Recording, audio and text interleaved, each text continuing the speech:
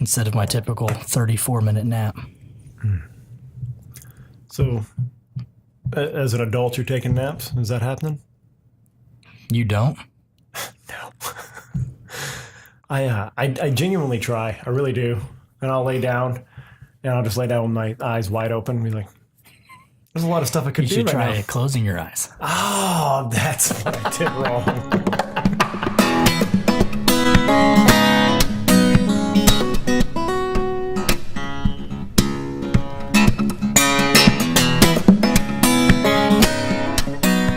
Welcome to the Camo and Hooks podcast. This is Mike. This is Luke. And today, in the great tradition of this podcast and hunters worldwide, of there are people out there smarter than us, we are going to talk about guided hunts today, the importance of guided hunts. And guided fishing. And guided fishing, that's right, because there are hooks in our name. Absolutely.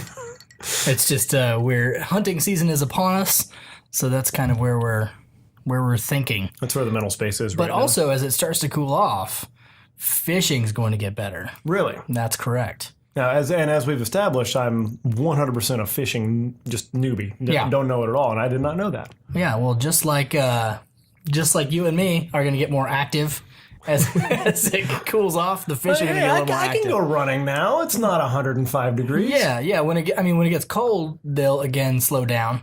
But in this kind of in between in our day and a half of fall that we have here in Texas, we'll see a bit of an uptick in fish activity. Our pre-winter week. Yeah, Good. both bass and down at the coast. Nice. All right, so put it to me this way. I'm somebody like you that I'm very much into I want to educate myself. I want to learn by experience. I want to get out there. I want to make the mistakes kind of thing. Mm-hmm. So sell me on the idea of paying someone more experienced than me to take me out to spots and kind of just walk me through it instead of learning it all by trial and error. Sell that to me. Well, I'll kind of liken it to our last trip out to Lake Georgetown. You know, we've been out there 5 or 6 times prior to last week, right? And we were being super quiet. And right. like we were, sneaking up on an elk or something. And we were out there early in the morning before the sun came up and just trying to hope we might see a dove fly over our heads. Well, while we were out there, last time we heard, I talked to my buddy Chris. He's like, you can make plenty of noise. It's fine. And you're going to be okay. So when we started making noise, we started seeing birds and we got some shots off. So without that tip from Chris, we might have kept just tiptoeing around, being super quiet. Right. And maybe 2 more trips before we make a mistake that's the right mistake. Exactly. Yeah. So just getting that knowledge from somebody who's done it a gajillion times will accelerate your learning curve. Yeah. Right? You'll pick up on stuff a lot faster, and you can, while it's obviously, learning is in the struggle. When you make mistakes, that's when you learn things, right? You learn from your mistakes. I think you learn more from your mistakes than you do from your victories, right? Mm-hmm. But if you can make fewer mistakes, right. If you can use somebody else's mistakes, to your advantage, then that's definitely a plus. So that's what guided fishing and guided hunting is all about. It's not necessarily that I'm just being lazy. I'm going to pay somebody to put me on something. Mm-hmm. I think a lot of people think of it that way. Well, I think some people use it for that. Well, some people do use it for that. Yeah, for sure. And actually probably the vast majority of people do. I don't know what I'm doing, but I want to get that picture for my Instagram profile. Right. So I'm going to pay somebody a bunch of money to put me on a big old deer, and I'm going to go out there and they're going to point the gun and shoot, and then I'm going to go drink beers and they're going to hand me a cooler full of deer meat. Right. And that's also, when you're looking at the economics of it, because I care a great deal about getting meat, economically, it doesn't make sense. I'm paying a lot for that meat by paying for a guided hunt. But, the way you've kind of sold it to me, and when I think about it this way, because coming from the world of sports, coming from an athletic background, I think about really what you're getting is coaching. You're paying for coaching if you approach it from that aspect. I 100% agree. That's what it's got to be. You have to go into it as like, I'm not paying somebody to do all the work for me. I'm paying somebody to help me learn faster, to bring Yeah. me along quicker. Because there's no such thing really as hunting coaching. It's not like it's Not a thing. It's not treated like a sport, like coaching, anything like that. So yeah, I guess that's the closest you're going to get because, like with weightlifting or anything like that, they can't lift the weight for you. That's not how it works. They can't do that. Right. But if you allow, if you worked in some weird paradigm like that where you didn't want to do the work, you just wanted to, I don't know, like that it doesn't equate in terms of sports, but I think there's a mindset switch, just like you said, that you can look at that as like it's easy mode hunting, like it's just a way to get what you want and pay some money to get it. But that's how I would rather look at it. I'd rather look at it as coaching. I would want to go, I guess, if I'm, and I'll say like I'm cheating a little and giving away that we've done some research on this, is that I've looked into this with our friend Aaron about going into the Colorado mountains maybe next year and doing an elk hunt. And we've talked about, is this something, do we just want to walk into public land and hope for the best? Or do we want to try to reach out to family members there that have had some experience? Or do we want to pay for a guided hunt? And what level? Do you want to do, the basic, they bring you in and you got to basically do everything else. You got to pack the animal out yourself. Or do you want to go to the cabin hunts? You got to look at all those sort of things. And to me, that's what's important. The comfort level and all those sort of things and the bonuses, the extras, the neat stuff, that doesn't matter to me as much as I want you to get me to a place where I can learn. That's the best way I can put it, because that's how I'd put it to an athlete or anybody I'm teaching. Like if you're teaching a chef, if you're teaching them the process, I don't want to show you everything and do everything for you. I want to move you to the place where you can see what you need to learn. Right. So you don't learn things, you don't spend all your time not learning anything productive, which you could say is some of what we've been doing in Lake Georgetown, that we spent some time stumbling around, not making productive mistakes. That we're just making mistakes. So I think a lot of coaching is leading people to productive screw-ups. Like if I miss a shot on an elk in Colorado, they can show me, okay, here's the things you did wrong setting that up, and let's work on this next time, and here's what I would have done. But if I never see the elk, then because of your complete lack of ignorance of how to hunt an elk. Correct. Then I never reached that learning But moment. if you take that part of the equation out, right, like just tromping around the woods, not knowing what you're looking for, right? Let's eliminate that, use somebody else's knowledge to get us where the elk are. Now I have a chance to learn. It's like, I went down to the coast with some buddies and my friend Dan. You don't have any friends. That's what. Damn it. This guy I know. No. So we went down with Dan. This guy I paid. Yeah. And he's a friend of mine that has a boat. He's had a boat for a long time. He's got decades of experience. He's not a guide technically. Right. But essentially that's what he ended up being for me and these guys we were down there with. And part of the conversation I had with him, I was like, man, how do you find all these spots, where these fish are? How do you know where to go? He said, well, for about a decade before I owned a boat, I came down on guided fishing trips about 5 times a summer.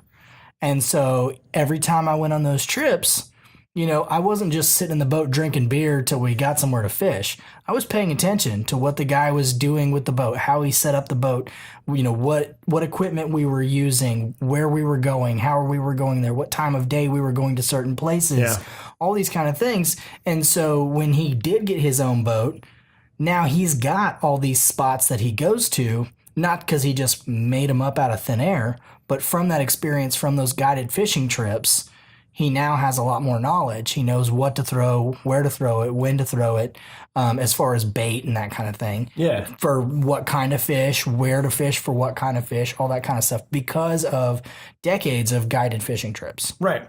I think that's a productive use of it. And what I like about that also is that now he's passing that on.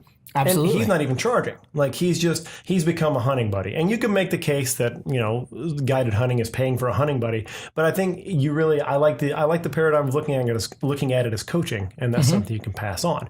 I was listening to the Meat Eater podcast recently, and they had, related to what you're saying there, they had a great discussion, which I'll let you listen to their great discussion, but it kind of sparks this, is it ethical to hire a guide and then take you, and they're just talking hunting, but it applies to fishing just as well, then take you to those spots and, you do well there. Is it ethical then the next season to just go back to that spot and hunt or fish that spot? Ooh. Now, It's legal. Perfectly legal. And it's, to me, it's even ethical. But there's a moral question. Like, is that a cool thing to do? It's kind of a dick move. It is. Well, and here's where I think you paid him. You did pay him. Yeah. You paid him for the knowledge. So that's a good question. The hang up I have about it is that somebody makes their livelihood Yes. from those spots. Correct. And That's where I think I would have the most challenge is, I might even like call them up and be like, Yeah. hey, is there a good time when I could go to that spot that you're not using it? Because I don't want to mess with your money. Right. And to me, that's not really even moral and ethical. That's just kind of being a bro. That's just, that's being a good dude. That's being a good person. And just realizing, that's how that person makes their money and I'm doing okay. But what I wanted to branch off of that is that I think from more experienced people I've talked to that have done the guided route is that more if you're attentive and you're smart and you're not using it as just like free hunting spots or easy ways to do it, is that it's not just they show you, and this may be related to just what you're talking about with fishing, is that it doesn't just teach you where the spots are. It teaches you how to find those spots. What do those spots have in common? What are those areas like? What are the feeding grounds like? What are the paths of egress that wildlife may take? All those sort of things. It teaches you what to look for. So when you stumble across a spot that you haven't been shown before, like this matches the profile. Well, I think again, you have to approach it the right way, where when you're going into those spots, you need to be asking questions. Yeah. Why here? Why here? What's good about this? What do they like about this? Why does this work for this time of year, this time of day? What food are they eating here? Mm-hmm. Right. And if you're with the right guide, they're going to share that information with you. Yeah, and that's well put. And I think there's an ecological thing to this too, is that while certain hunting and fishing spots may seem permanent to humans because of our lifespan or because of how often we hunt, environments, ecology is in constant flux. And those spots are going to change. Mm-hmm. Weather patterns, climate, whether it be overfeeding, overpopulation, deforestation, those things are going to change. And if you're not adaptable, you're going to keep going back to a dead spot year and year going, well, there used to be bottom here. Like you're not going to have any tools with which to say, all right, I got to find where they might go in this situation. I got to move to 10,000 feet and look down and think, if I'm these critters, where am I going? Right. And that's the education part. That's treating it like coaching and education more than it is just like a point and shoot scenario. Exactly. Yeah. Yeah. I think it, like I said, it requires work on your part.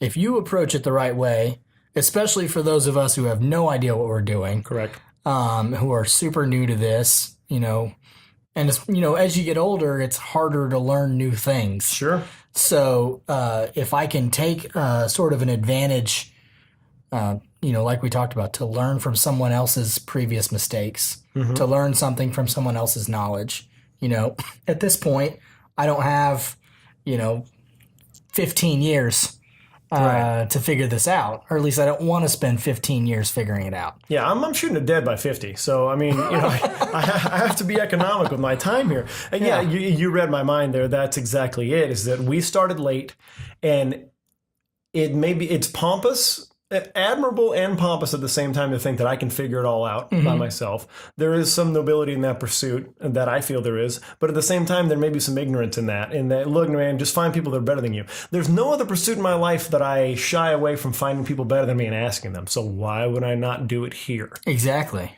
Yeah, that's the oldest tried and true way to get better stuff. That's why professions exist, because people get good at things. Look, man, not big picture. That's how humans do everything, man. We're squishy with no claws and no teeth. And we got a big giant brain that can figure stuff out. But the real strength is that I can tell you, hey, man, when you're shooting this particular kind of animal, aim here. Yeah. And now that is a thing that's an idea, which is a thing that does not exist in physical form, that I put into your head and now stays there. Mm-hmm. That's the power of humanity. That's why we're the apex predator. That's why we can win. That's why you can take down a bear or a mountain lion. You certainly couldn't do it if you didn't have that. Because luckily some other ape that you're related to invented rifles. They invented bows. And after lots and lots of them died. Lots of them. Hey, you know what we should do? We should be further from them. Okay, so as Bill taught us, we can't fight the bears. Rest in peace, Bill. May God rest his soul. Yeah. So let's figure out a way to kill the bear from far away. Yeah, and so that's the power, man. That's what we have. That ability. Like, yeah, I didn't make the bow myself, but my species has this really specialized skill where somebody took that idea of a bow and passed it on to another person who made it better, That makes up for me not having claws and teeth. Yeah, so why don't we approach learning how to hunt and fish the same way? You know, somebody else figured it out. Let them show me how to do it, and I can be better at it faster. Yeah, I mean, look, man, that's sharpening your claws. It's basically, as a human, that's what it is. Because, like, we're too squishy to have them for real, so... So what was that, Luke? That was the timer. Was the timer? We had our 15 minutes. Oh, so we're supposed to be done right now. Yeah, we should be. So all these words are just extraneous. Mm-hmm. So if anybody was listening, they should tune out right now. Right, so next time you hear that noise...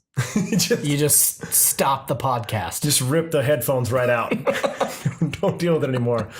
All right, well, I guess that's it for us then. All right, guys, thanks for listening. Find us on Instagram at Camo and Hooks. If you have questions, you have answers, email them to camoandhooks@gmail.com. Look for us on YouTube. If you want to listen to all the podcast episodes, you can find us on iTunes. You can find us on Google Play, and you can find all the episodes on YouTube, like I said. Leave a comment on the YouTube. We love that stuff. We'd love to hear where you guys are coming from, and we will see you next time. Bye.